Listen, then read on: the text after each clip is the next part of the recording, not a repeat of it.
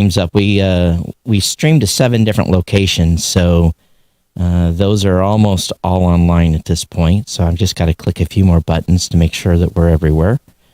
And this is a challenge with doing live video and then trying to do a Clubhouse session at the same time. So it's going to be fun. And to add to it, we were thinking about doing spaces at the same time too, and it didn't work out this time. But. Yeah, I was missing a cable. Rob, if you want to get warmed up while I'm finishing up here. Okay. Yeah. Well, thanks for joining us on the New Media Show. We're back video again. We were off video for probably a good 2.5, 3 weeks, so it's great to be back. And as always happens, even when we're off for a couple of days, there's a lot of news in the podcasting space. But really, I think what we wanted to do here to get off to start with is because Steve doesn't have a lot of time with us here to talk a little bit about all the stuff that he's doing with ClubPod, and also to learn a little bit more about Podcast Magazine too. So I'd love to talk about that before we kind of bring in some guests from Clubhouse to contribute to the conversation, because we'd love to talk a little bit about the Edison research that just came out, and kind of where the podcasting space is kind of heading to. So, so tell us all about Clubhouse. Hey, Rob, give me a second here so I can tell the rest of the audience what's going on. Right. All right. For those of you live, we're actually in Clubhouse at the same time that we're doing live video. Right. So we're going to be fielding stuff from the folks in Clubhouse. You'll be hearing that come across the live stream.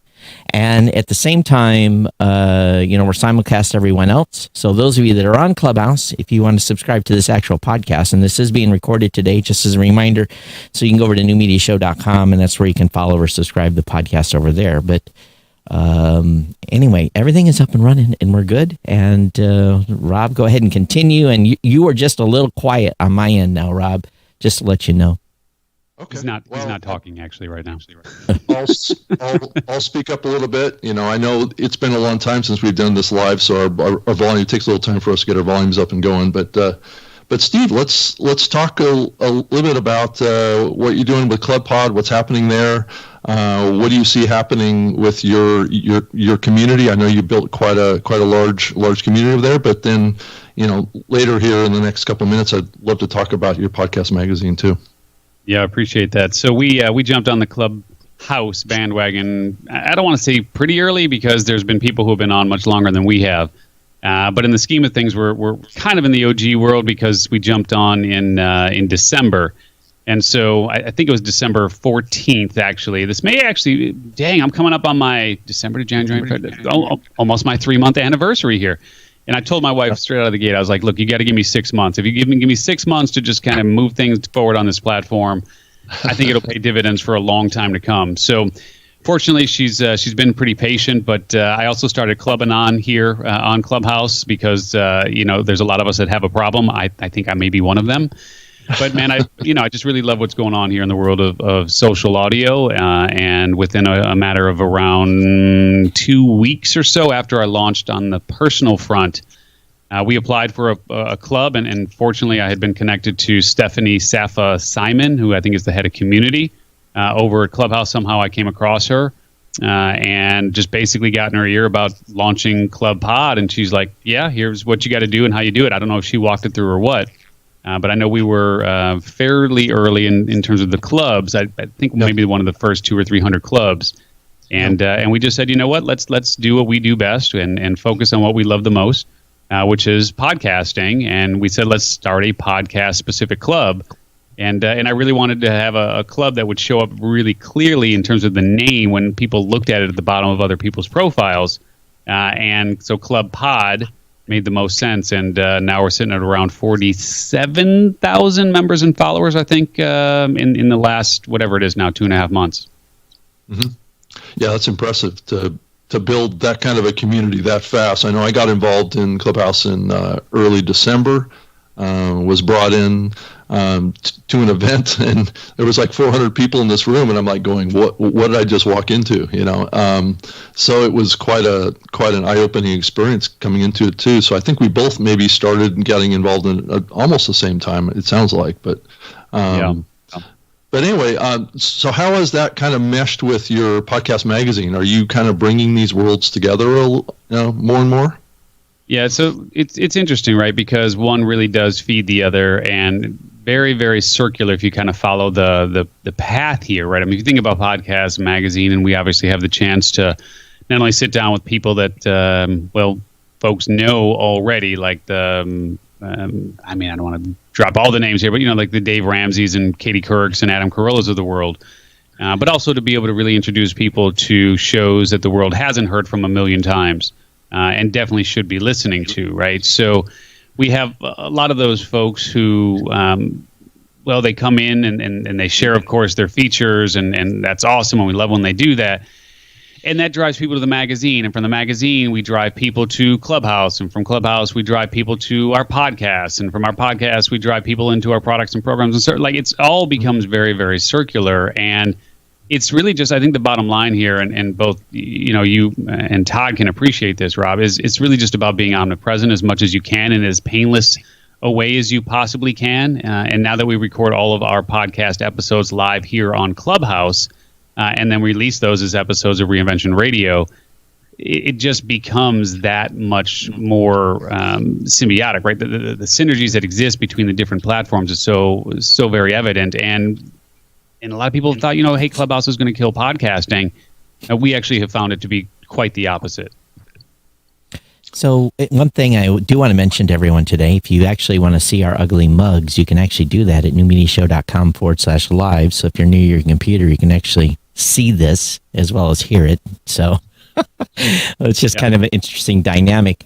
I think, Steve, when my first exposure to Clubhouse was very negative. I mean, when I came in, the first podcast session I got into, the first piece of advice I heard a podcaster being given was that they shouldn't have a website. And, it really kind of set the tone for me initially. I was very, very skeptical about some of these channels and some of the so-called experts that were speaking. And, I think over time that'll kind of weed itself out. But, we're still doing damage control daily almost from advice people are getting on Clubhouse that maybe is not as, up to date as it should be. So I granted, probably 95% of everything else that's being said by most folks in these groups is probably fantastic, but we're the ones that are, as a hosting provider, we're the ones that are the brunt of the issues when people get really bad advice. So I hope, you and your team are able to kind of, vet and say, hey, that isn't quite right when someone says something that isn't really kind of kosher. But yeah, and the point's really well taken. I mean, obviously, it's the double-edged sword of having this sort of platform, right? I mean, when you have this sort of platform that is, for all intents and purposes, a free-for-all, I mean, you give people the opportunity to do what they want to do here. That's a beautiful thing. I mean, and look, we start going down a slippery slope, right, Todd? I mean, if you start trying to monitor every single conversation and then have judge and jury in terms of this is right and this is wrong, and that's based on a particular set of determining factors that frankly may not be universal, that becomes really, really scary and problematic, right? And so the other side of that is when you give people the opportunity to create community and to talk and to share their advice and their expertise, it may not always be accurate, right? So there is, of course, that real concern. So for us, we've kind of taken a happy medium here. So when you come into Club Pod, one of the things that we do have is we have a set group of Club Pod leaders. So we've got about 60 Club Pod leaders right now. They have all been vetted. They have all been given a sort of a script, so to speak, to work from in terms of our expectations, what we want them to do in the rooms, et cetera. And we've had the opportunity to really get to know who they are before they are able to open rooms in Club Pod. And so our goal is really to have a 24/7 podcast channel, much like CNN would be for news or Fox Business or whatever. I mean, just basically a 24/7 channel where you can come on to Clubhouse at any time. And if you come into a Club Pod room, there's going to be really high quality content. And look, our goal is really, really quite simple. And that's to elevate the podcast industry one room at a time. So we got to make sure that we do that in having just a really solid group of people who are able to open rooms and people that we trust and we vetted. Yeah, so as you think about this medium, I mean, it comes across to me at times as almost like a gigantic conference, right, on all sorts of subjects and people getting together and sharing that. And I think that there is some danger of misinformation getting put out there, but that's also kind of a indicator to me that people are pushing the envelope on things, and there's new people trying things, and they're sharing things what they're experiencing. And in the early days of podcasting, that's what happened with this medium too, is that we had a lot of people getting into it that really didn't know what they were doing. They were experimenting with a lot of stuff, and they were sharing that with others, and sometimes it was wrong, right? So but we want to encourage kind of people to get into this medium, and we want to encourage people to try new things, and maybe it works, sometimes it doesn't work. So I think, I've been trying to be proactive in Clubhouse, and I know, Steve, you have too, of getting in there and contributing to it and bringing some good advice in there too. But I also recognize I don't have all the answers, right? So I learn as much as I share. And if I see something that works, of course, I'm going to continue to share that. And I think hopefully others will do the same. Right? Yeah. I think part of my problem is this thing is like 24/7. And I'm working 12 hours a day already helping podcasters in a regular business setting, and I leave the office and I want to collapse because I've talked all day anyway, and then to get on here and try to spend another 2-3 hours is hard. Yeah, I mean, I think just like anything else, right? I mean, you have to be very intentional about your investment of time. This is a very unique platform, and I think we're seeing a convergence of a lot of really fantastic trends, which is why the medium, and I'm just saying the medium in terms of social audio, has really exploded in the way that it has. I mean, look, we are dying for more raw, real, authentic, unpolished, unproduced conversations and productions, right? I mean, when you think about kind of that pendulum and the swinging going all the way this way, and just people going, you know what, we need to create this phenomenal. Look at TikTok as an example. And the people who are really crushing it on TikTok, I mean, they're spending a lot of time, energy, and resources on creating some of those really cool videos. I mean, I've seen a handful of them, and I'm going, geez, that's amazing. Like, I wouldn't even know how to do that. And so you have this gap between the haves and the have-nots in this world of social media, those who can create these phenomenal productions, and they look amazing and this, that, and the other. And then the have-nots, they don't have the time, they don't have the energy, they don't have the resources to be able to do it. And here comes social audio, and you just show up as you are, right? And especially, I mean, right now we're doing video, and we're I don't even know how many channels we've got going on right now between all the stuff you're doing over there, Todd. But for the average Joe Jane, they just show up, did you brush your teeth? Doesn't matter. Did you brush your hair? Didn't matter. Did you put on your makeup? Doesn't matter. You just show up. And I think there is something to be said for not only, of course, wanting to actually connect with people, and we'll see what happens when the pandemic lifts and people can get back to quote-unquote normal lives. But I do think, just based on my experience, that what we've seen here is that this is here to stay for a number of reasons, not the least of which is you can develop some really phenomenal relationships with people from across the globe that, frankly, the other channels don't give you the ability to do. I think the question I have, too, is what happens when people start going back to work and have lives and have soccer games and all that stuff where, will be a subdivided of time. That's going to happen as well to people that have started second and third podcasts during the pandemic. All of a sudden, those extra 3 to 4 hours they're not spending commuting or transversing somewhere or a kids event or whatever, then that is when potentially we're going to see a little bit of pod fade across shows. But again, I think the workspace may have been permanently changed. So maybe for a segment of those people, there will continue to be these extra hours because you're going to work from home from now on versus going to some office and sitting in a cube. So I'm hopeful that there isn't that big of an impact on AKA podcast production, and these extra shows and these extra podcasters that started will continue. So time will tell. Yeah, and I also see a lot of very unique rules being used and done in Clubhouse rooms too, that are quite different than podcasting, which does draw a little bit of a distinction. Like what we're doing here is not really, like say, the typical Clubhouse listening experience, right? We're not following the same kind of protocols of saying our name of who we are and then saying that I'm done speaking now. Those type of practices make I guess that there's a spectrum of types of content that are going to be produced over here, and not all of them are going to follow a certain kind of model, right? Or Steve, what do you think? Is there a strict model that you're trying to adhere to with your community? Yeah, I mean, look, at the end of the day here, our goal is to create community amongst people who either love podcasts or they're podcast fans, or they're an aspiring podcaster, or they have a podcast and they're looking just to simply connect with other folks or grow their shows, et cetera, right? And so for us, we want to make sure that the conversations that we're having are in one of those three buckets. And so at the end of the day, when you come into Club Pod, you're not going to hear a political conversation. You're not going to hear a conversation about, the herring and period and whatnot, because I know they're like, it's a whole big thing now. And I get it, but that's not our problem to solve. Like if Clubhouse comes down and says, this is what we need to do, we'll do it.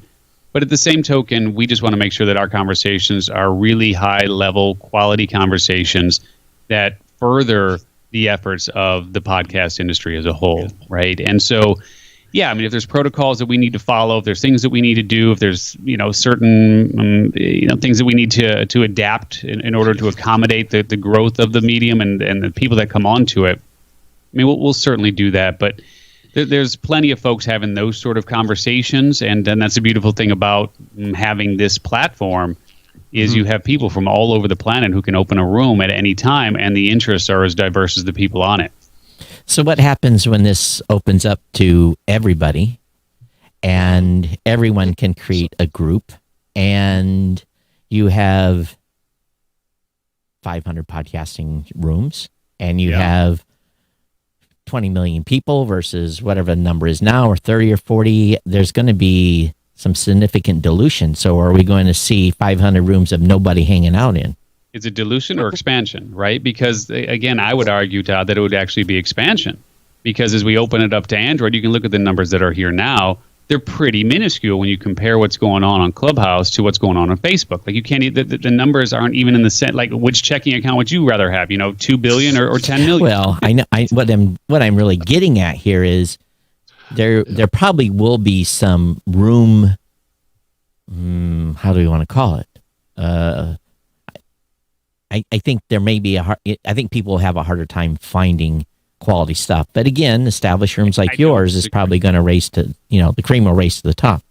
I don't disagree, right? And that is the double-edged sword, again, of having an open source sort of platform, if you will, where anyone can open a room at any time, which on one hand is awesome, but then on the other hand, it's a little bit scary. And so that's part of the reason why we came in really early here, and we wanted to set the precedent and really raise the bar in terms of when you come into a Club Pod room, the people who are leading the conversations are people that you can trust.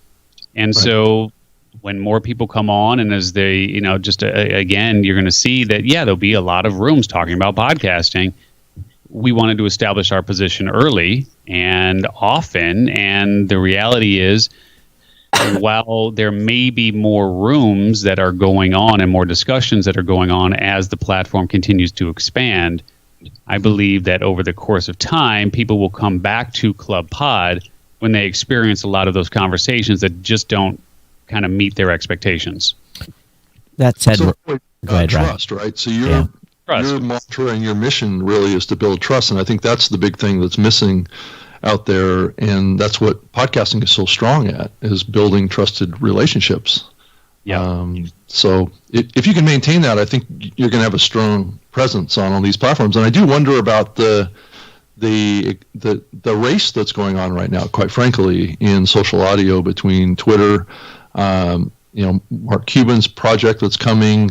There's a app called Chalk. There's one called Stereo. There just seems to be an explosion of these social audio platforms that are starting to grow, but clearly Clubhouse has first mover advantage right now. But I do wonder about the scale of Twitter with their Twitter Spaces project, how far ahead they are in potential. Whether or not they're going to catch up to the capability of Clubhouse is a question mark. I don't know, Steve, do you have an opinion on these other platforms trying to compete with Clubhouse? I do. I think we're going to have to save that for part 2 because, unfortunately, I need to jump here as we talked about. So this is one of those days that I've got kind of back-to-back things. So I'd love to continue. I would love to do part 2. And I got to try to figure this out here, but I'm going to leave it on Clubhouse so you guys can keep the conversation going through my little head there, and then one of you is going to have to end that room. But that's the beauty of this multiverse that we're in here, and hopefully we can continue the conversation, my friends. So you're going over to the the podcast culture conference, right? That's on Clubhouse today. So, I'm on it too. Right. So Rob, maybe you can if you're running your audio through. Oh, he just canceled Skype. So did I cancel it completely? Oh no! You just turned off the video. Just okay. the video, yeah, just the video. So you actually might be able to, if you're hooked into your Rodecaster, you might be able to. I just switched over. Yeah. So Steve, you can mute. Yeah. Got it. Go ahead and mute, Steve. Yeah. Now we're switched. You know, one thing about the Clubhouse app that I don't like, Rob. What's that? You can't 100% mute it. You can't turn the volume all the way down and make it go away. So I can hear our conversation, but I'm also hearing it a little bit through my phone. Okay. But anyway, we've got a lot of regular podcast content to talk about today, and I think we should probably focus on that so we don't alienate everyone else that's watching on the variety of venues. But yeah, and then at some point here, people can raise their hands, and we can pull people up under the show and get your thoughts and your comments as well. So that would be our plan. But I think we wanted to talk about some of the highlights of the Edison research that just came out, the Infinite Dial that was released. There were some fascinating things that were going on in that research today, or that came out. I think it was on Thursday. I think. I don't know if you had a chance to glance over that, or you want to pull it up on the screen. And yeah, I've got it up, and let's figure out which slide we want to look at first. Well, one thing I wanted to talk about a little bit is the social media brand awareness slide. I thought it was fascinating what was going on there around TikTok. Do you know what page that's on? 22. 22. All right. Yeah. All right, I've got it. So let me see if I can make this view.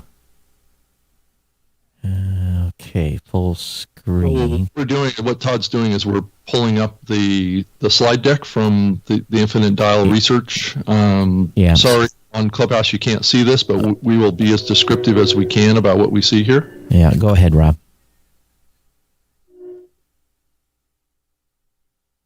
Okay. I think we got something going on here, because I don't think we're being heard on Club Pod anymore. Okay. I think we're back over there. Somehow I got muted, so I'm back now. And Steve is not muted, so we can hear Steve still. Steve, you can actually leave, I think. There we go. He's muted now. He's muted now. All right, go ahead. Yeah, so I think we're good. So you're showing the slide, I'm assuming. Yeah. Right.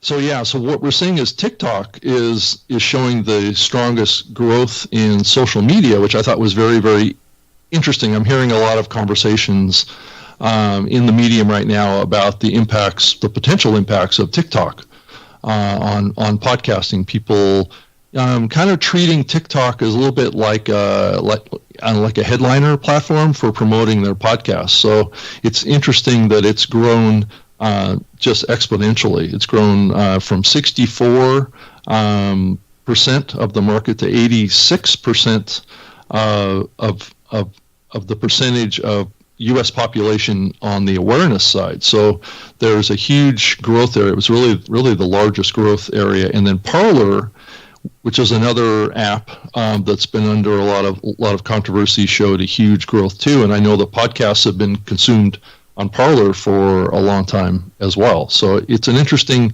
shift that's happening in perception around social audio. I must admit that there was a time on TikTok where I was actually getting the actual what was going on in the world more from that than I was getting from mainstream media, because mainstream media was so politically, it didn't matter if you were on Fox or CNN or whatever, and there was certain channels you just weren't showing certain stuff. And when I was on TikTok, I was able to really see, I guess for a better word, what really was happening in the world. And it was interesting that I could get more news and video clips there than I could somewhere else. It was kind of bizarre. So for me, that was what I saw early on.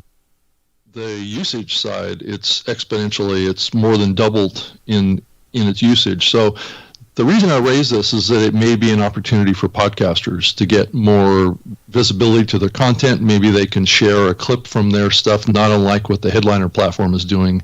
And I believe that TikTok is starting to realize that there may be an opportunity for them on the audio side too. And then let's see, what other slide, Todd, would you want to? Yeah, I'll have to flip through. I was just reading some of the gains in podcasting with some of the stuff that, let me see if I can get through and find some of those specific slides. Right. Let's see here.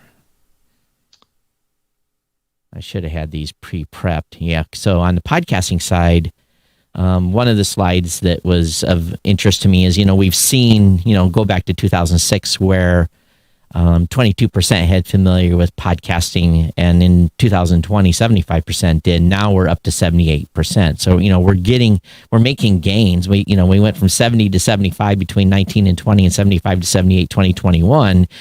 And, it's not surprising because podcasts are everywhere. They're being talking everywhere. If anyone's listened to even regular old radio, you're hearing about podcasting. So right.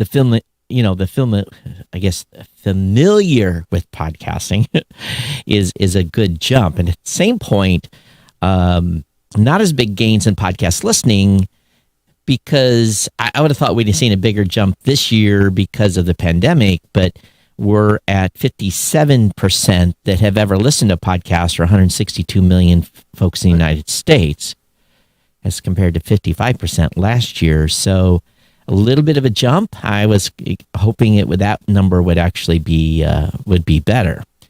But the number of folks that have listened to a podcast in the last month, we had our probably biggest jump in a long time. It went from 37 to 41%, or 116 million people.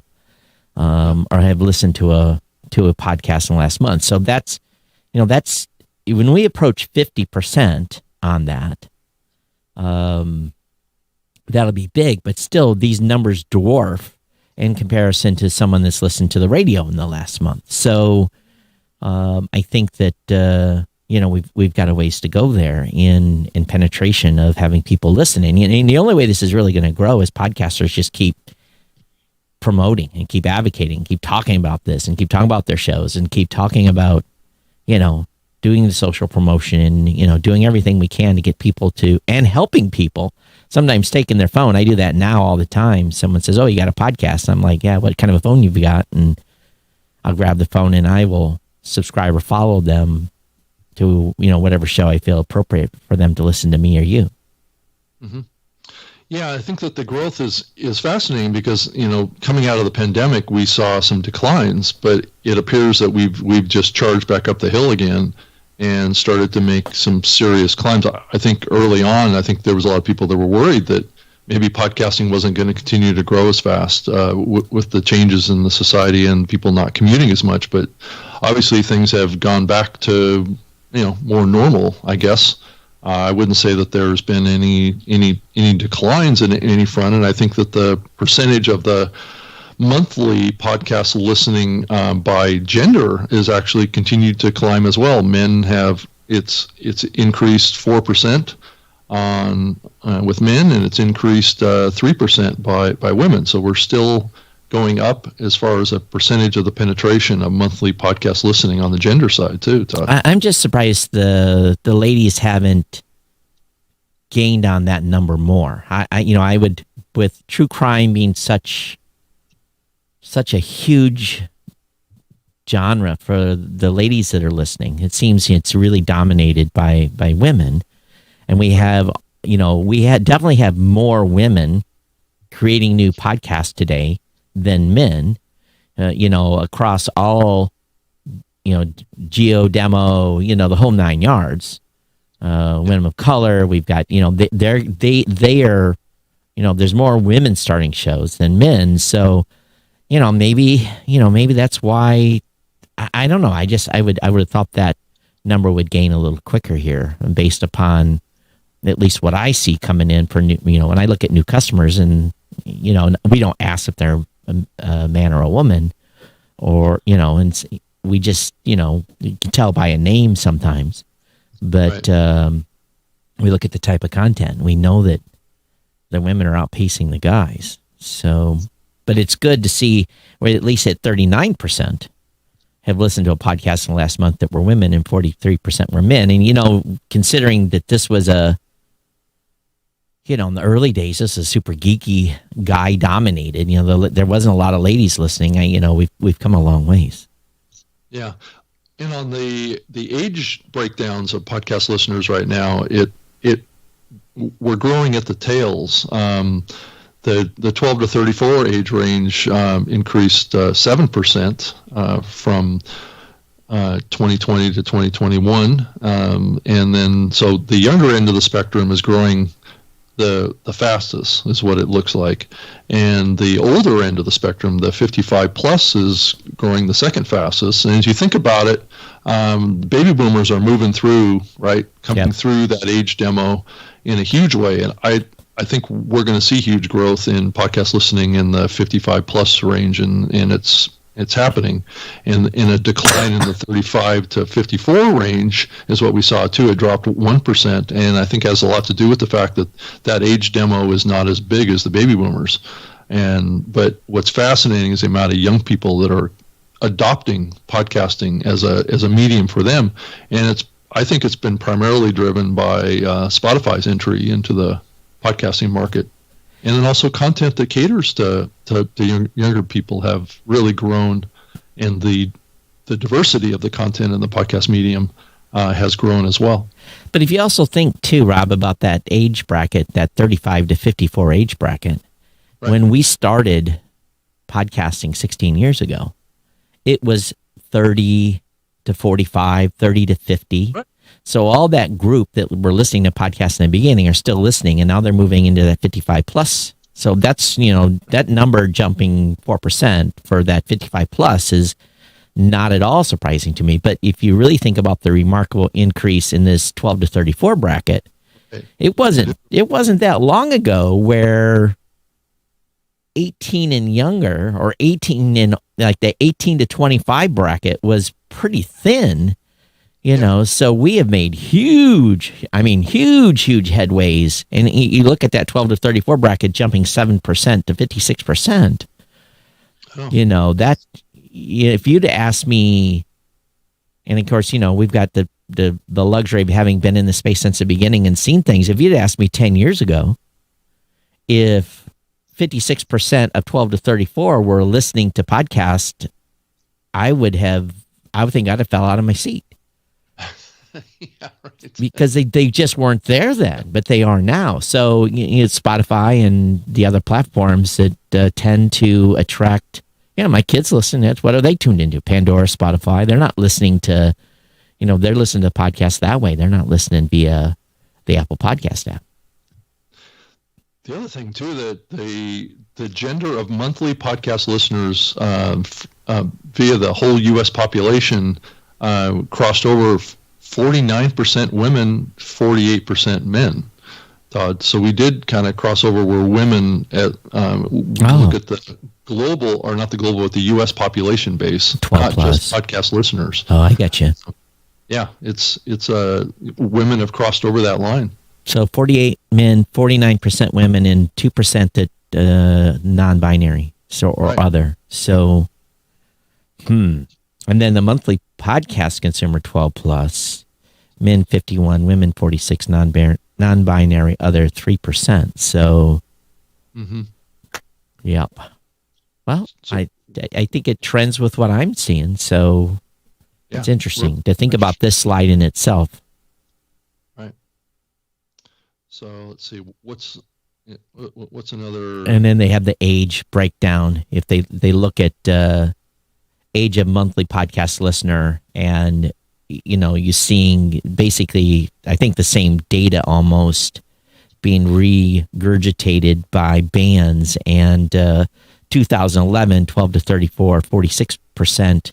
But that was on an estimated 30 million listeners, age 35 to 54, 40%, age 55, 14%. So those were estimated 14, 12, and 4 million. And then you go back to 2021 and you look at 50%, 12 to 34, with an estimated 58 million listeners, and age 34 to 54, 29% at 34 million, and age 55 plus 21% at estimated 24 million listeners. It's just it's the numbers haven't shifted that dramatically, but definitely the edges.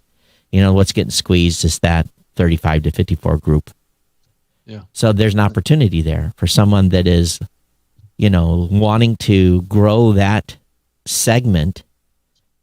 Yeah. Attracting on the younger end as well as in the older end. Right, on the older end as well. In the content side on that. The other side is the ethnicity, or the ethnicity is the proper way of saying it. Ethnicity, yeah. It's shifted as well. The percentage of white listeners is about 57%. That's down from 63%. The African American is 13%, down from 16%, and the Hispanic is at 16%, down from 12%. So we've seen a strong growth in the Hispanic community listening to podcasts, and then other is one that grew pretty significantly too. It's currently 10%, down from 6%. So, but we also have to remember these three bands of 2011, 16, and 21 is also an increase in total listeners. So, if we go back to that, that other slide and look at how many people are listening to podcasts, I am concerned a little bit that the African American segment is narrowing. Or maybe it's not narrowing. Maybe we're just adding more Hispanic listeners, and just because we're adding more Hispanic listeners, that percentage. So I don't want to read too much into that. It's pulling a larger percentage, but the overall audience is growing on all those sectors, probably. Yeah, my guess. I would assume so too. And then probably the biggest jump, or one of the bigger jumps we've seen in recent times, is that there's an estimated 80 million people, or 28%, are listening to a podcast weekly. And I don't know if that's that number's grown from 24 to 28. Mm-hmm. But it goes to prove to you, those of you that are planning your shows, those of you who are planning to do your podcast, weekly is really the sweet spot. You got to be in there weekly, in their ear. I've said for many, many years that people build you into their lives. So when you're doing a weekly show, they leave a Tuesday at 3:00 when they're, well, maybe not at the gym right now, but when they're doing a certain activity to listen to you. I know that I do that. I listen to specific shows at specific times because I plan them in. So if you're not there that week, they'll go listen to somebody else. So that weekly episode is important. Yeah, I agree. And then the other slide is the U.S. weekly podcast listeners average. They listen to 8 podcasts. That's about right. Series, or is this episodes? It says U.S. weekly podcast listeners averaged 8 podcasts in the last week. Yes. Okay. So they've listened to 8 podcast episodes, I'm assuming. Right. I'm not 100% clear on that. And I don't think I think they dropped the time segment. I don't think we're seeing that. I don't know. Maybe we'll look at it here, but I think last year, I think was the last year that they said that an average podcaster listed 6.7 hours or something like that. Mm-hmm. So, but they do say that the U.S. weekly podcast listener averaged 5.1 shows. So that's weird. That's different than. Let me read this out. U.S. weekly podcast. Well, that must be episodes, is what they're talking about there. Listen to 8 podcasts in the last week. Oh yeah, so maybe episodes. But here's the thing that they're listening to multiple episodes within that 5 shows. But let's look at this slide one more time. Okay, so 1 podcast 11%, 2 15, 3 14%, 4 to 5 is 21%. 6 to 10 is 19. 11 or more is, so you got 19% that are listening to 11 or more shows. That's a remarkable number. Now, if you go back again to the average 5.1 podcast episodes a week, and right. Hmm. So anyway, that's pretty much the whole research. So I thought it was interesting. I think it shows strong growth for the podcasting industry, and I definitely wanted to get some people up on the show to talk about stuff. And we're definitely open to other topics too, not just on the podcasting research. And if you have any questions about the medium or anything like that, you're certainly welcome to. If you want to raise your hand and join us, you're welcome to come up here, and we would love to hear from you and talk with you. I appreciate everybody kind of being patient with us. This isn't a normal Clubhouse format where it's conversational, but we definitely want to add that piece to it here. This show is typically about 90 minutes long, so I think we're basically there's 45 minutes more to go. So Sure. I think we can have a lot of conversations from folks that are with us in Clubhouse, and we'd love to have you join us up on stage. You'll be recorded. You're live streamed out over Facebook, Twitter Live, YouTube Live, Twitch. Your audio, and Twitch too. Your audio will be live, but if you wanted to watch us in video, you can certainly go to Facebook and go to New Media Show. Or go to newmediashow.com/live. We're live there as well. Hey, Rob, I did want to, there was a couple of comments that come in on Facebook. Larry says people habits are changing on the app every day, referring to Clubhouse.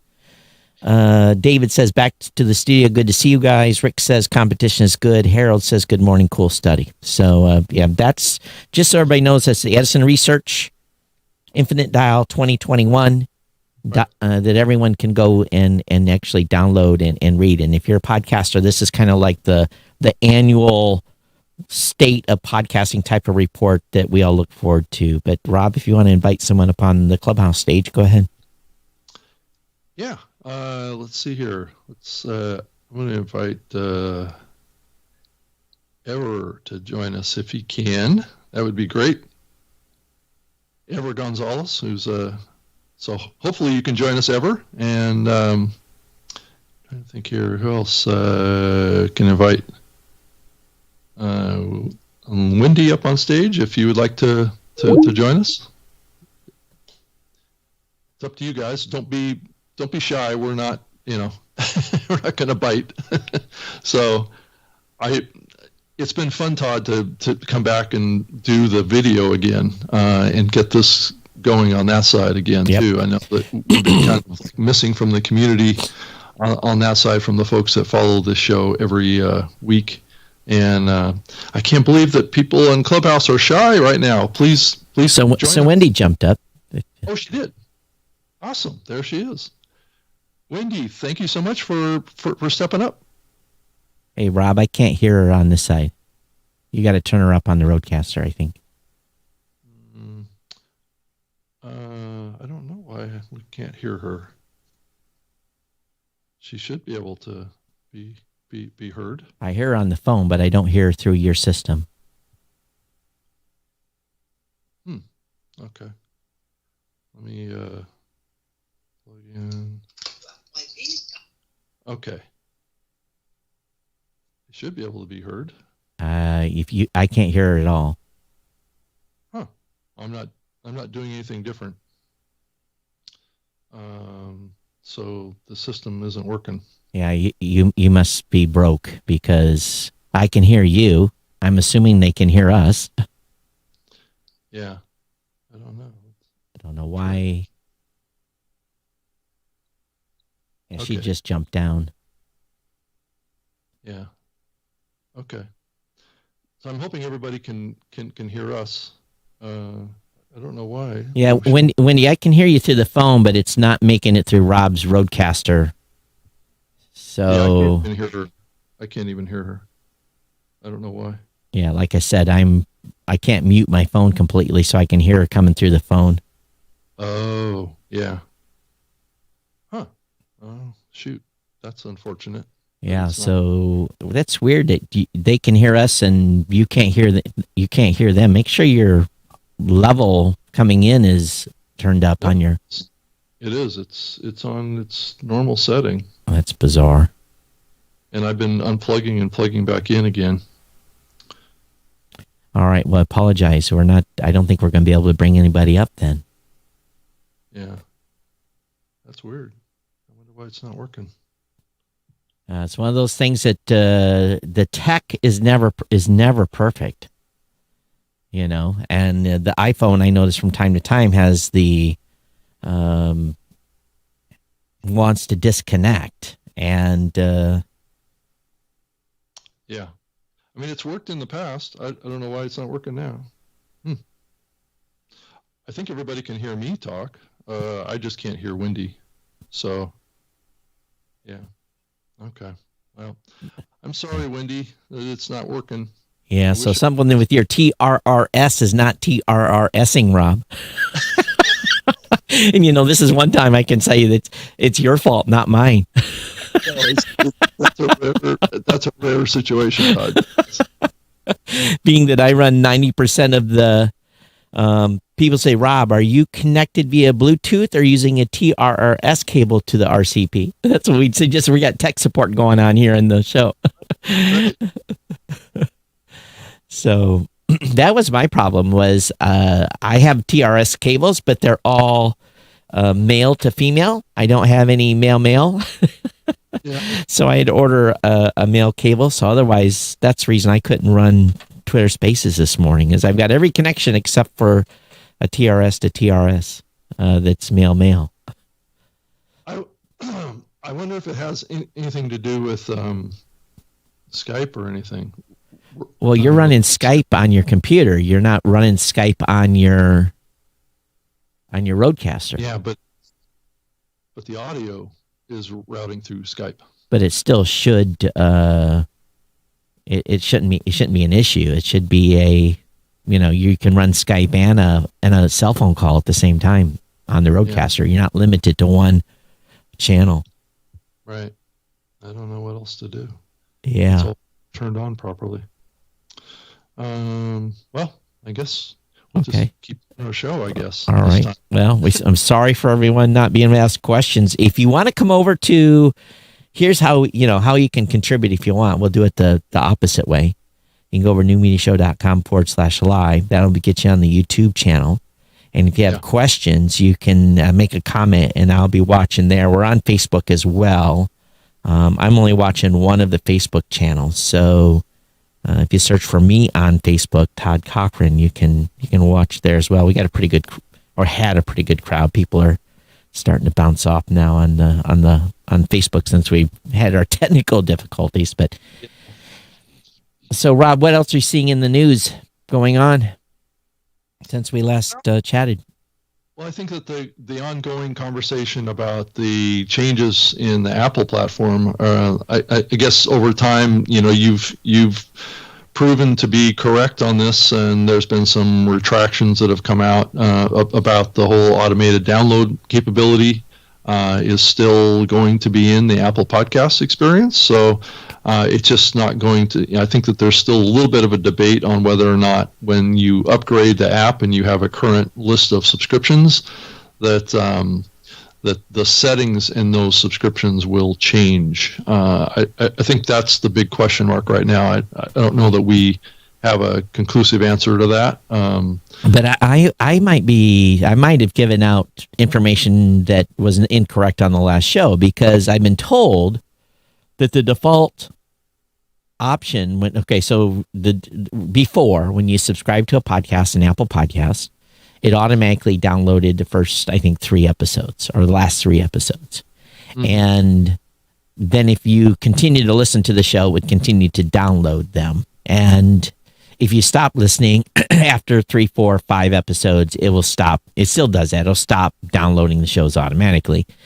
So my assumption and what we had thought as a team was that Apple had removed the function that when you subscribe to a show that it automatically downloaded the first episode. We didn't think it did that anymore, but everyone's saying we're incorrect in that was still the default behavior. So I looked on my phone, and I did have a setting change on my phone that may have led me to believe this. So I think, and we'll know when the Apple Podcast update comes out, is that it will still automatically down the first 2 or 3 episodes when you follow someone, and it's just a label change. And there was a bug in a previous version of the Apple Podcast app that did stop downloading episodes. So if that bug is fixed or has been fixed or is going to be released, then we shouldn't see the same behavior that we saw before with Apple Podcast app. And now it's just a label change. So Apple hasn't really said anything. But again, it's a wait and see until it rolls out to everyone. But I think the most important thing is that we make sure we keep telling podcasters, our listeners, to follow and subscribe, because remember, there's going to be other apps that are still going to say subscribe. Right. And matter of fact, I've had a number of app developers reach out to me in the past couple of days. They are now trying to figure out ways to get one-click subscribe going on their apps so that they can be an option on podcasters' web pages. So if you, let's say, for example, you like Player FM or you like Overcast, they're going to have where you just click the player.fm link and it'll automatically do the same functionality as Apple Podcast would, bringing up the show and following or subscribing you. So I think we're going to start to see apps being more aggressive in trying to have that one-click functionality. But, the question I start to ask, and I look at even my own listing on my own personal site, is how many do I have? I'm going to have Apple Podcasts, Google Podcasts, Spotify, Pandora, iHeart. I'm going to have TuneIn. I'm going to have all these other locations that I've already got pre-existing relation. I got Amazon Music, Audible, so how many options do we give listeners on our websites when they have an Apple? And, you just can't do that during the show. You can't go through, you don't want to go through and list 40 options and tell people make sure they follow or subscribe. So I think most podcasters are probably going to say, hey, you can get me on the Apple Podcast or get me on Google Podcasts if you're an Android user, and be done with it. Or Spotify, if you have an audience that listens to you on Spotify. So we'll see where that goes. But, again, if I go and listen to 100 podcasts, I can guarantee you only 10 or 15 of them actually even talk to Android users. They ignore them. It's still an epidemic of Android users by podcast hosts, not being inclusive to them. So, that's got to change too. Well, I think that's been the case for a long time, because a lot of podcast hosts, especially in the early days, they were primarily iOS, right? Everybody was iOS, Apple devices in this medium. Clearly, that ship is definitely gone. It's only like 15% of the world are on Apple iOS, so we're still kind of living in this world, and I'm not quite sure, why that is. I think that there is a certain amount of bias on. I think Clubhouse to some degree is a little bit of an example of that, of a bias towards iOS when it comes to new platforms. And that's kind of how this whole thing started too. So you can kind of see a consistency here too. But yeah, I think if what is coming out, what's starting to come out now, is that it's really mostly just a label change, then that's good, I think. I mean, the whole automatic download thing has a place in the podcasting medium, and obviously Apple sees that as a strength. I think better managing that auto download makes a lot of sense, and they've been moving on that for a long time, so there's nothing new there. Yeah, Rob, I think also, just as an administrative note, you and I are probably want to do a call at some point, because the people on the live stream saying you're a little overmodulated, and it was at the beginning of the show again today. So, but okay. I'm looking at the levels coming in on you in my one, one place I can see it, and you're definitely a little lower than me, so you shouldn't be overmodulated. But I don't know what's going on. And make sure AGC didn't get turned on Skype again, because sometimes that happens. Yeah. Well, and I think we're adjusting to using Skype, because before we weren't using Skype for a long time. So I think getting all the dials set and stuff like that and trying to do this across multiple platforms, and obviously we found a bug somewhere with our ability to bring in Clubhouse people into the show here, because I'm set up the same way I've always been set up, and I do this all the time, of being able to hear Clubhouse people in my app through my Rodecaster. So I'm not sure what's changed. The only thing that's changed here is I'm using Skype. Yeah, I think what you may have to do is, sometimes I've seen Rodecaster run home to mama, so make sure you reboot it every time before you do a show. I don't allow it to stay on for hours and hours. Yeah. I had it turned off, but that's anyway, weird. Yeah, I think we're getting caught up too much in the technical stuff today, aren't we? Yeah, absolutely. But I was able to get. What's kind of funny is I did get everything wired, and was able to do a test and get everything set up. I just need the 1 foot cable. Right. Yeah. No, I get it. But it'd be nice to have a backup plan too, where you could bring in Clubhouse folks. Yeah. So but again, I think we'll be pushing our luck at some point in trying to do both, because it's just going to be then pure chaos. Bring in people from Twitter and bring in people from Clubhouse. It's just like the beginning of the show today. I mean, we didn't even do the intro. You just kind of kicked in while I was still getting set up, but it's okay. It's we live and learn.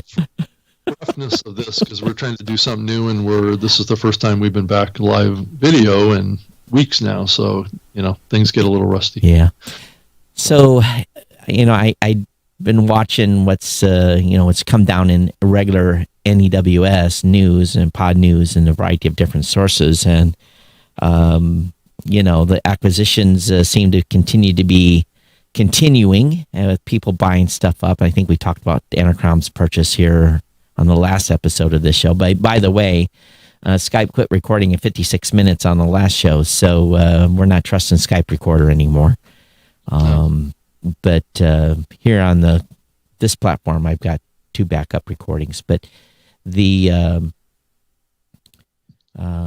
Google folks are staying busy, and they're adding likes and dislikes to its app, so people can like an episode or dislike an episode. So that's something that's going to be new, and maybe give you some indication on how your podcast is received. I haven't seen that functionality yet. Have you? No, I haven't, but it does make sense to me as we're starting to see, the confluence of what's happening around audio online. It's becoming social, more and more social, and those are definitely characteristics of more of a social thought process around podcasts. So, and follow definitely follows along with the social media type stuff. So we can see this social audio is something that's significant. It's not something that's just a passing thing. This is a shift that's happening in how we think about audio and how it integrates into our lives.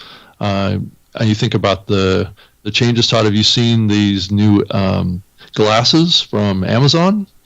I don't know that we've talked about this on the show yet, but Amazon launched a line of eyeglasses, prescription eyeglasses that have the smart speaker platform built into them, so you can listen to podcasts in your eyeglasses now. Todd, well, let's chalk that up to like the 110th place you can listen to podcasts. So, and podcasts are everywhere. But Todd, what's really significant about that is the smart speakers platforms have been group listening type of experiences to date, right? You put one of these smart speakers in your living room or in your bedroom. And I know that some of the research, and this was covered a little bit in the Edison research about group listening to online audio. And there definitely is a trend line towards more group listening to audio. But you start thinking about these eyeglasses, it's moving us back towards personal listening again, which really caters to podcast listening. but I do think that the group listening really applies to other, certain types of genres of podcast content, like storytelling, true crime, all those maybe more storytelling stuff caters to group listening. Well, I don't know. Again, but maybe I'm a unique case because I look at, when I was living in Hawaii, there was a Alexa device we're trying not to trigger those devices, folks. That's why we spell it out.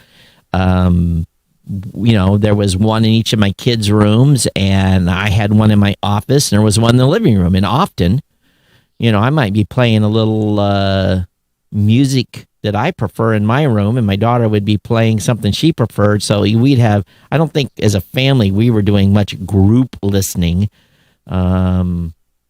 Maybe it's different in other households. I don't know, because each of us had our own. Let's be honest. I'm a geeky techie guy, so a lot of the stuff I was listening to was geeky and techie. That did absolute no appeal to anyone else in the house. Mm-hmm. So I don't know. Maybe. What do you guys think on Facebook? Rick says group listening is reminiscent of the early days of radio, where the family sat around the radio in evenings and listened to the news and old serials. We watch Netflix together, so maybe people listen together. I don't know. I think listening to podcasts is more of a personal experience. I'm a beggar to disagree with you on the group usage of smart home devices, Rob, but maybe you know more than I do.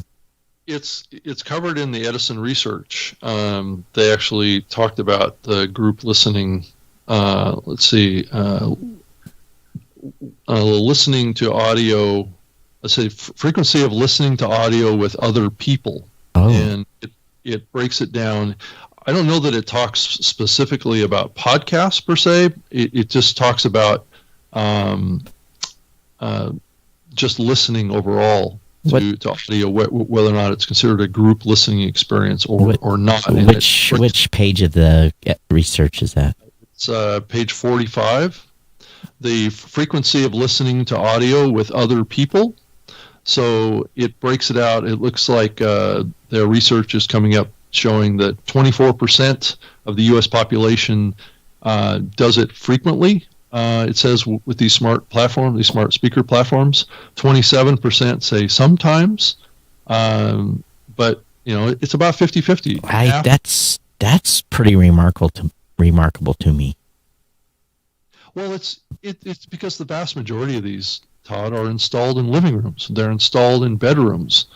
And you start thinking about where these devices are located, and I can see how this would happen. But there's still, if you look at our numbers, you look at your listener consumption numbers on our platforms, on Libsyn and the Blueberry platform, and it's less than 1%, right? Right, less than 1%. Right, it's tiny, but this does speak to that dilemma, right? Of these smart speaker platforms have been primarily in places that are group listening experiences. And so as these platforms shift into personalized listening experiences, then I think podcasting consumption will grow. So you start thinking about this eyeglasses thing that has a little speaker that's playing the audio right into your ear. That's a personal listening experience. So, and then in the car, these smart speaker platforms are going to be in the car as well. Yeah. Now, when they install these in like your refrigerator in the kitchen, which is also being worked on, now we're back to probably to some degree more of a group listening experience, but maybe not so. People, one or two people in the kitchen, but that can be heard, in other areas of the house too. So, I think that this is a good evolution for those platforms, and will bring in probably higher consumption of podcasts. One thing I want to mention, I got a couple of comments on YouTube. Mark from Dublin, thanks for joining in. David, he says, hey guys, my podcast is long-form interviews, English and French-speaking guests. So we keep an eye out on what's happening in France. A recent report shows close to 100 million monthly downloads. If a country of 65 million people, it looks like they're adopting the medium at a healthy rate. And it's interesting to see the large majority of those downloads are driven by large radio/TV type platforms. So, David, you're saying there's a lot of French podcasts are done by major media companies, and I think we see that duplicated across many countries. Australia is a good indicator of that, where the major media platforms adopted podcasting en masse and kind of dominate the charts in a way. But what we really want to look out for, I think, is to see what percentage of the French listening is actually being adopted by, or how many people are listening to indie podcasts there versus from the big major media companies. The goal is to not allow these big major media companies to continue to dominate. Yeah. Well, there's also talk now that I guess Twitter Spaces is going to open up to everyone next month. So I don't know if you saw this, Todd. Yeah, I did. I saw that announcement. Yeah. So I just wonder how it's going to change the landscape of this social audio thing. And I also wanted to say that those that are in the Clubhouse room right now, we really apologize for not being able to bring you folks into the show, but we had a technical glitch that doesn't allow the audio to play into our system here, even though that we're using a Rodecaster and TRRS connection. We haven't had a problem with it in the past sessions that we've done here, but today it just didn't seem to work. So I don't know why.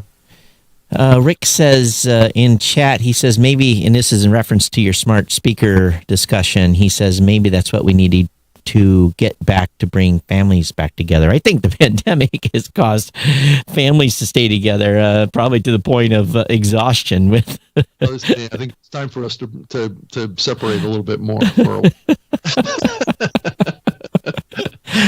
So yeah.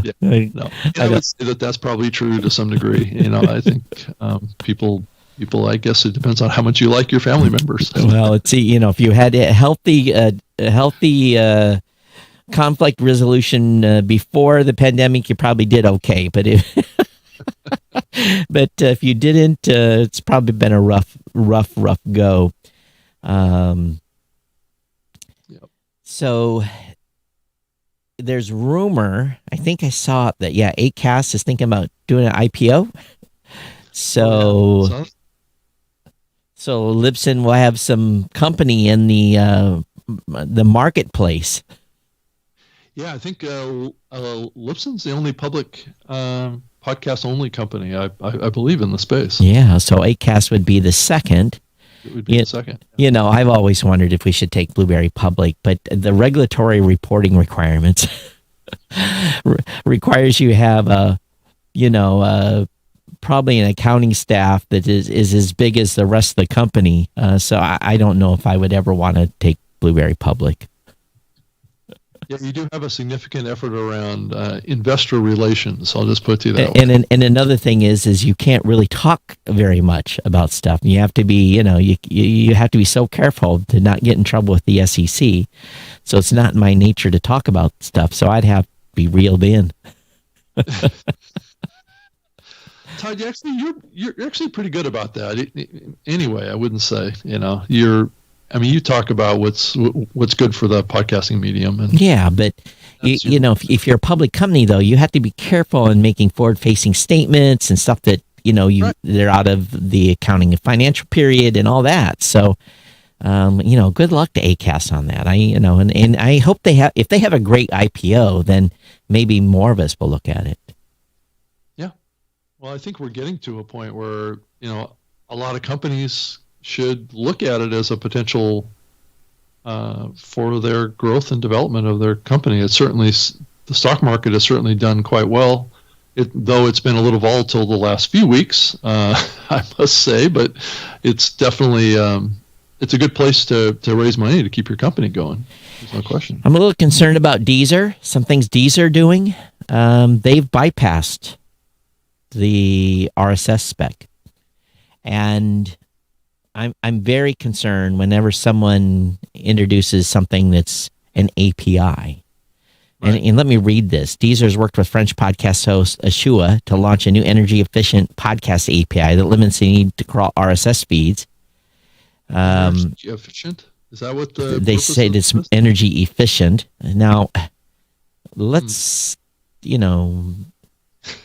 Shua, I don't know who you are, but, we should have a discussion, because anytime you go into a mode where then there's proprietary technology being used to update podcast on variety of directories, which Deezer is one, and it's not being done through the open source RSS feed, that really raises red flags for me from keeping the space open. And so I don't know if they were just looking for a headline for carbon credits or something to that effect. I don't know, but they come to me and ask to be able to update podcasts via API. I'm going to say no. I'm just not sure. I mean, that feels like an association that they've made for this change to justify it. It doesn't. I don't know how much weight that really carries. That it's energy efficient in API. And APIs are similar to a RSS feed. Yeah, because matter of fact, it may be less efficient because you make the API call, you do the authentication, you request what you want, you pull the data, where an RSS feed is you just pull the feed. So I'm not that, unless they're pinging them with the new episode versus pulling. This isn't the first time, Todd, that we've seen this. I believe there was talk at one point, the communications via, I believe Art19 was making these claims at one point that they were wanting to shift to API-based podcast syndication, and they pulled back on that. Well, probably for the same reasons I'm stating right at this point. Now, we implemented WeSubPub. So basically, anytime someone publishes an episode, either on PowerPress or in the Blueberry Publishing platform, we basically send out a notification that Google picks up almost immediately. And that really isn't about efficiency, because we're using energy to send out the WeSubPub, and then Google still has to pull the feed, but we've told Google, hey, there's a new episode here, grab the feed. So it updates faster on Google than it does on Apple by far. So, we did that purely as a way to make sure the episodes update quicker. Yeah. And the claim here that it eliminates the need to crawl an RSS feed. Well, that's true. It's crawling an API feed, not an RSS feed. That's true. It's not. Yeah, there's a little bit of smoke and mirrors going on with this. So go ahead. So I don't know if you say a bit of smoke and mirrors going on with this. Yeah, I don't. We put out a press release and made a blog post about it, but we introduced a bunch of the Podcast Index new tags, and let me see if I can get the website up here. I should know what it is. It's my own company's website. Oh gosh, come on, Todd, you can't even type. And what we've done, Rob, and I know you guys have already done some of this, is we've introduced the I'm sorry here, I'm fumbling. Bad podcast host. There we go. We introduced the lock, transcript, funding, location, and chapter tags. And I think what my point of view on this was that this is, at least for us, and the reason why we wanted to make sure we supported it, was that this is the first time an independent podcast group has been able to start to get change coming across multiple companies without being dictated by Apple or Google or someone else to make changes. So for those of you that don't understand what the Podcast Index has done, it's a bunch of independent podcast creators, geeks, independent content creators, some coders, and they're coming up with these new tags to help podcasters grow their shows. So the lock, basic functionality to their and functions. Data. But the question is, Todd, what's the adoption of these tags at the app and the listening? Right. That's the next piece. So if none of these tags get adopted by the apps, then this will be all mute. So, there's two parts to the equation. We have to feed the actual tags, and then someone has to actually utilize the tags. We implemented the chapters function without a chapter generator. Someone built a chapter generator that they can go to and get the JSON file.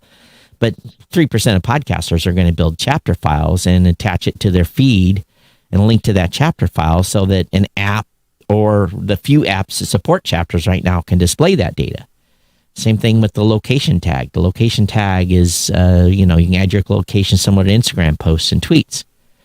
And believe me, this is one I've wanted for a long time because oftentimes someone will ask me, hey, we want to advertise on shows in Australia, and I'll have one heck of a time finding the shows that are in Australia, trying to break them out.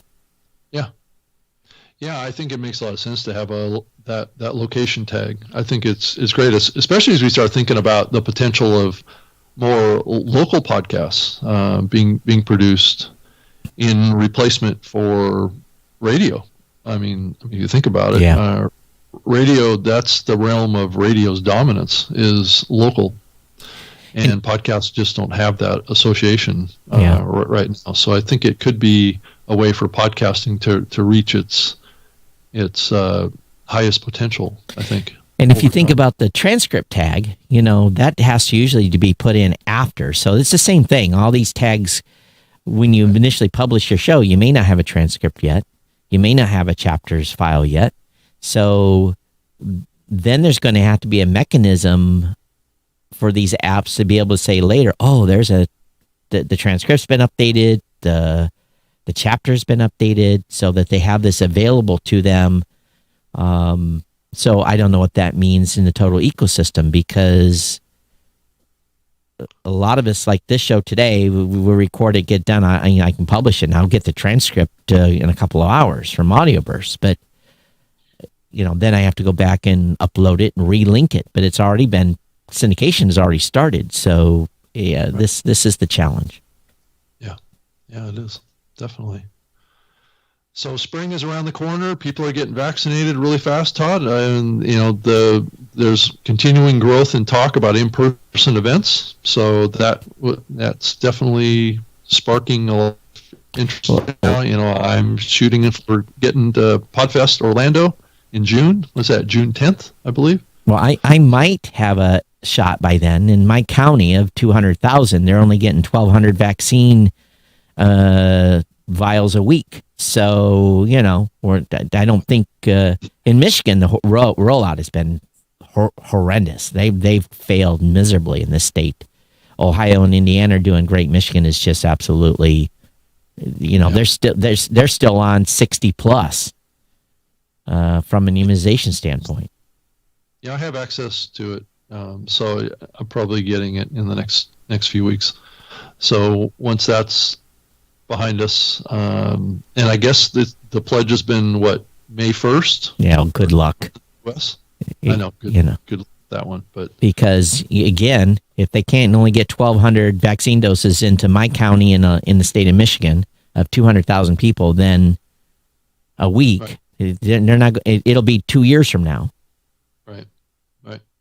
Yeah. And yeah, Todd. I just feel awful about what's happened to Clubhouse today, because I wanted to get people involved in the show today, and was hoping to do that regularly for what we're doing here. I don't know if this is just a one-off glitch or if it's more indicative. I bet you if you reset the Rodecaster, it'll fix itself. Yeah. Well, okay. Well, let's plan on doing a testing for this between now and next week. See if we've gotten through this hurdle. Yep. Because I think it did cause the amount of people in our room to drop off pretty fast. Yeah, it did. Because people want to participate, and we want you to participate. So that's why we're doing this. So anyway. And we need to, Rob, you need to call in about 5 minutes earlier to the show too, so that I can get things up and running. So that we can be ready to go too. So if it just takes a little longer to get all these multiple streams up and going. And right. We just have to make sure the Clubhouse folks realize that they have to wait. Right. Yeah. Exactly. So But yeah, well, I've got everything wired here. I just need the cable, so we'll find out whether or not it'll, and I don't tie into Skype with my Rodecaster at all. So, because I have the other system set up. So, but time will tell. Harold says, with all the NFT hype in the media, have there been any questions and queries from podcasters how to create NFTs from podcasts? I'm seeing on YouTube videos on how to form. Let's see, what does he say here? It's was it non-fungible token, yeah, which is basically connected up with I think blockchain and processor Twitter tweets, but I haven't seen anything yet for podcasts. I don't think there's any stopping you from doing an NFT, but I don't know how that actually. I'm not a token expert, yeah, so I would definitely look it up in Google on a Google search and read about the pluses and minuses of it as you look at kind of the global trends around cyber currency and cyber transactions and crypto. There's a lot of things that you need to think about when it comes to this kind of stuff. And is the market ready for this yet? So, and I know that there's been look by the Podcast Index on how to incorporate not incorporate NFT, but how to incorporate crypto as a way to pay podcasters, app developers, and everyone else. And I think they've got a pretty good plan. It's not surrounding NFT at all. It's more about let's say you donate, X number of dollars to the podcast you listen to, and then globally it gets redistributed. Did you hear more details on that? Would they be wanting to support? I don't remember what the details were. Were they wanting to support multiple cryptocurrencies on that? Yeah, I don't know. Again, Bitcoin. I don't think it was Bitcoin to begin with. It may have been Ethereum, but they were they were playing around with it, trying to figure. They technically how to make it work, and ultimately what it's going to require is probably the podcast host to put some investment in being able to help these transactions happen. And, it's not simple by any means. Right. And it's something they're going to have to work towards over time. These NFTs, I think you can do this on your own without your host involvement whatsoever, because the folks at TechMeme released a post or a podcast with an NFT, and it's still publicly available. Here's the thing. It's the podcast still goes out normally like it does. All the NFT really does is say that whoever bought the NFT token owns that episode, owns the rights to that episode. So what does that mean then? What happens when someone, uses a piece of audio that doesn't own the content? Is they held responsible by? It's very, very odd, and how it all works. It's a lot of it, I think, is symbolism as well. So time will tell. Yeah. So I want to thank Steve Olsher for allowing the New Media Show to join him as part of his Club Pod community, and we will be making stronger moves towards aligning what we're doing, at least one episode a week here over on Club Pod, and trying to incorporate as much of the experience that Club Pod is trying to bring to this platform. As you look to the future, this is our first rough effort at it right now, and the New Media Show does have its own club as well. It's called the New Media Show Club. That has a growing list of people that are members and following that club right now too. So we definitely want to encourage you to hop over and join the Club Pod club, as well as the New Media Show club as well. And so you'll get updates on when we're doing this show again, which is every Wednesday and Saturday at the same time. So we're nothing but regular, Todd. Yes. As far as when we usually do the show. And if you want to do the traditional thing, you want to subscribe to the show, I always tell people you can get a PhD in podcasting if you listen to this show from the beginning. That's 400 and some episodes going back over 10 years. I don't think we've had anybody really do that. We don't have a piece of paper that says you get a PhD, but in theory, you will. We cover a lot of different topics. We know for our regular audience that the last couple of weeks have been kind of weird because we can kind of experimenting around here. We'll try to normalize the format again here. Now, what's going on, Rob, is there's construction happening directly behind me, not on the weekend, but there's a pharmacy, let's say a 420 pharmacy going in literally 5 feet behind me where this wall divides. There's another office. And they were in there jackhammering and nailing and banging. And I was told yesterday that the majority of the loud construction is done for a couple of weeks. They're going to have the plumbers and the electricians in. So we'll see how our Wednesday 3 o'clock show goes. Maybe I'll be hitting the mute button all show because they're building out the... And after that, then who knows? Once they bring in the weed, maybe I'll get high by proxy. So that'd be productive for work, having to have munchies in the office all the time. I'm sure that they don't allow smoking of the... No, they do not. So I'm just being a little teasing here. But I am putting a reserved parking spot because it's going to be the first pharmacy to open in this town, and we're 12 miles from the Indiana state line. And I guarantee you there'll be more Indiana cars in the parking lot than Michigan for a while. But right. Well, Todd, it's safe to say that we're a couple of old dogs learning new tricks here over in the clubhouse, aren't we, here? Absolutely.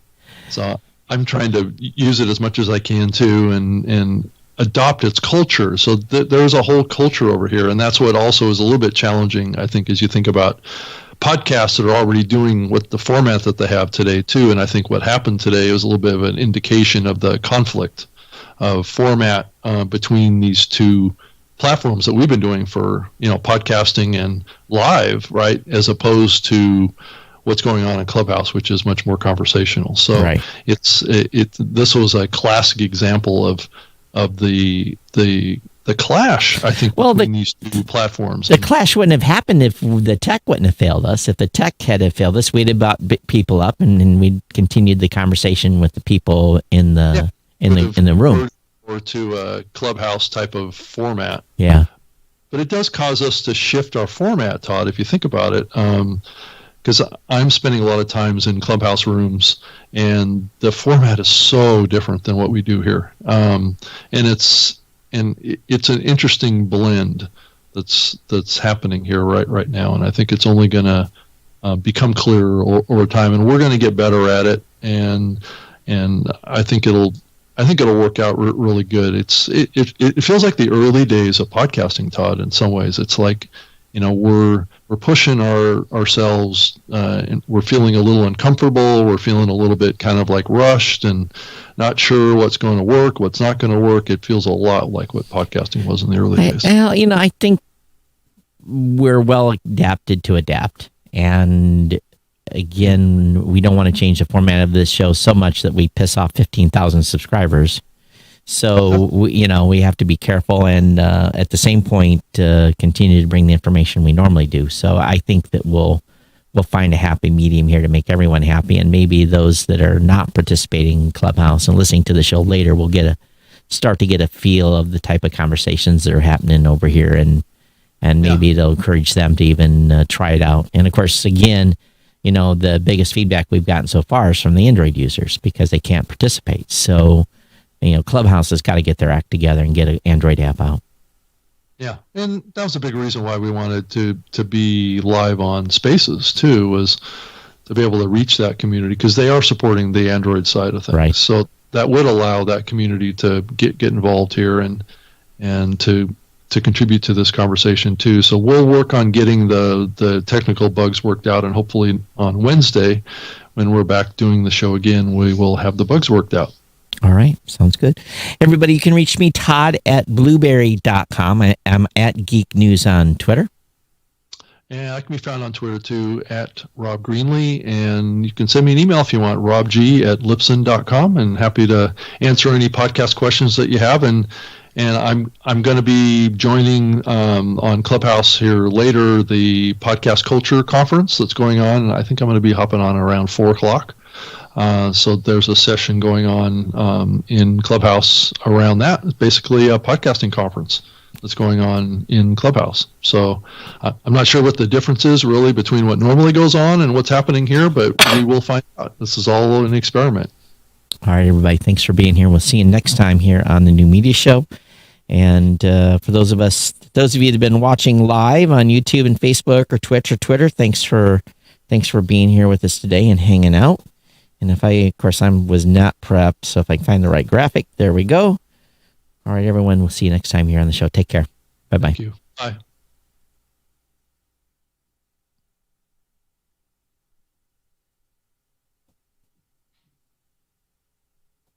I think you have to end the room, Rob. Oh yeah, I think I closed it. Let me.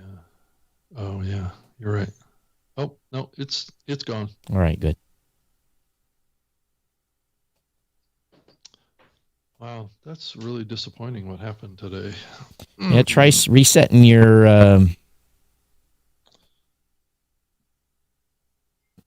Yeah, I actually restarted it. I mean, I started it up fresh. Restart it now and see if it. Okay.